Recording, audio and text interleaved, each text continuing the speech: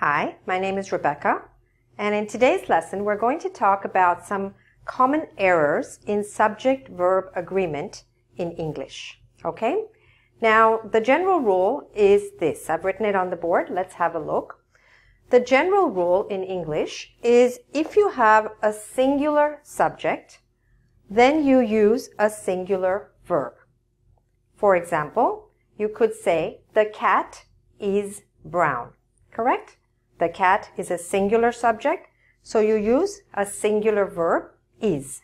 The cat is brown, right? If you have a plural subject, then you use a plural verb.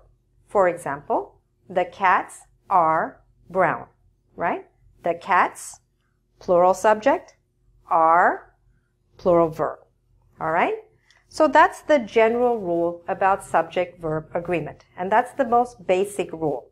However, there are some tricky situations where it's not clear if the subject is singular or plural, and then students make a mistake and sometimes choose the wrong verb.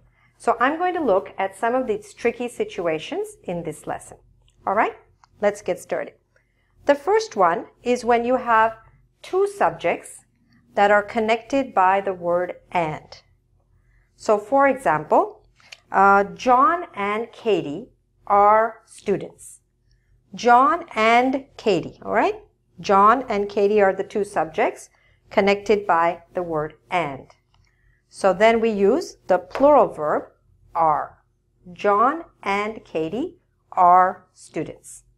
Two subjects connected by and, we use the plural verb. Okay? Next one.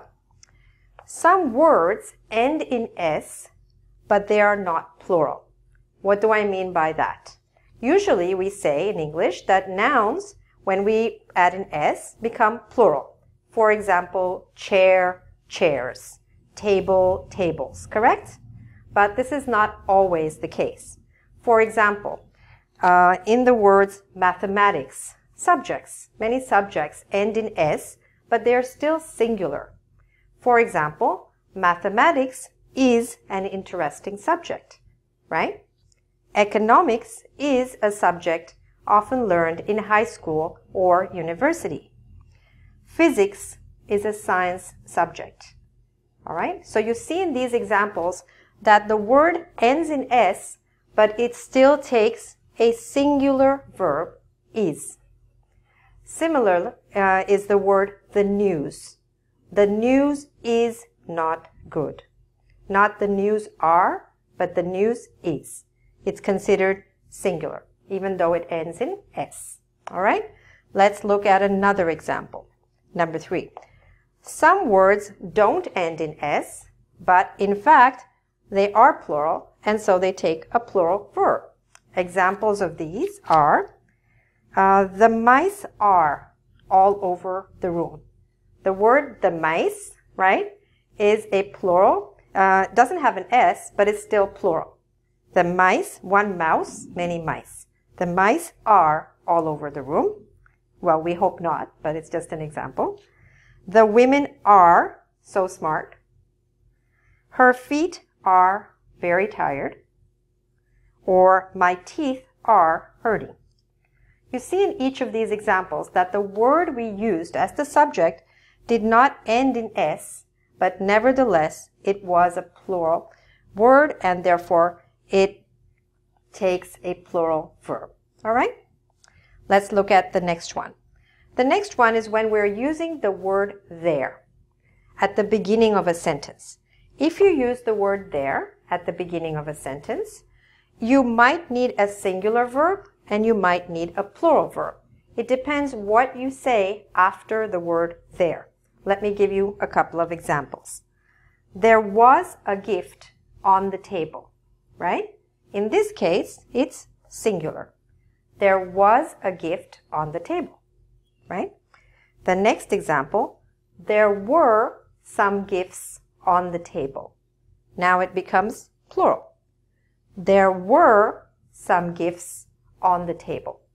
So because of the word gifts, now the verb became plural. In the first case, because of the word gift, the verb was singular. Okay? So with there, You have to decide based on what follows. The next one is a little bit more confusing because it doesn't seem logical, but it's just a way, a rule in English, all right? So try to understand. Quantities of time, money, and distance are considered singular. Let me give you an example of what I mean by quantities of time. $10,000 is a lot of money. Now, of course, $10,000 is plural, right? It's more than $1, but it's still considered a quantity of money. And so it takes a singular verb. So $10,000 is a lot of money. The next one, 5 miles is not too far. Again, 5 miles, more than 1 mile, but it's considered as a whole. So it's considered a quantity of distance in this case. 5 miles is not too far. Next one, 8 hours is a normal working day. 8 hours is, again, it's considered like a quantity of time, and so it takes the singular verb. All right? Hope you understood that one. Next one, and last one that we're going to talk about today, is when we use the word each and every. When we use these, you will always use a singular verb. For example, each student was happy with his or her results, or every student was present. Okay? So with each and every, remember to use a singular verb. Next, we're just going to do a quick little quiz to see how well you've understood these principles. Okay, so now let's do a little quiz to see how well you've understood some of those common errors in subject-verb agreement. Okay? I've written 6 examples on the board. First one, there blank 3 students in class.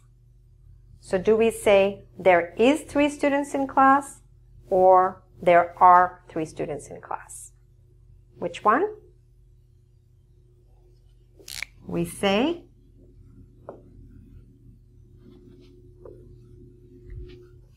there are 3 students in class. Okay? Because of the word students. All right? Next one. Physics blank an interesting subject. Physics blank an interesting subject. So do we say physics is an interesting subject or physics are an interesting subject? Okay? We say is. Also, you've got a clue because it says an interesting subject. So we're talking about one subject. And even though there is an S here, it doesn't matter. It's still singular. Okay? Next example. The children blank already in bed. The children is already in bed or the children are already in bed. Which one do you say? Think about it. Okay? In this case, the children are already in bed. So even though the word children has no S, it is plural. Okay? And therefore it takes a plural verb. Next one. 6 months blank a long time. So do we say 6 months is a long time or 6 months are a long time? What do you think?